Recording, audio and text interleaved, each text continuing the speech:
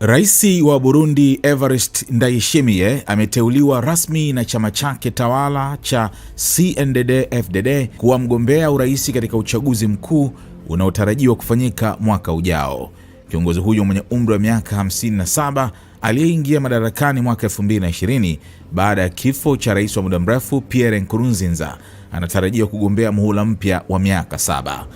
Kupitia ujumbe aliyouchapisha kwenye mtandao wa X, Ndayishimiye aliwashukuru wanachama wa chama chake kwa imani walioonyesha kwake, akiahidi kuendelea na juhudi za kuleta maendeleo na amani nchini humo.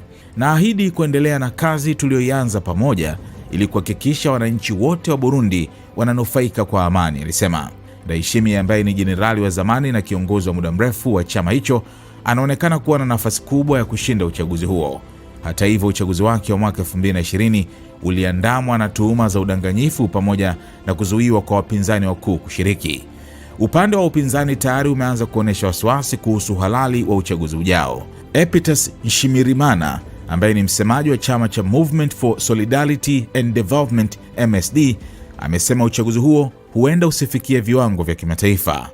Aidha, ameikosoa serikali kwa kushindwa kutatua changamoto za kiuchumi ikiwemo uhaba wa mafuta, fedha za kigeni na mahitaji muhimu ya maisha.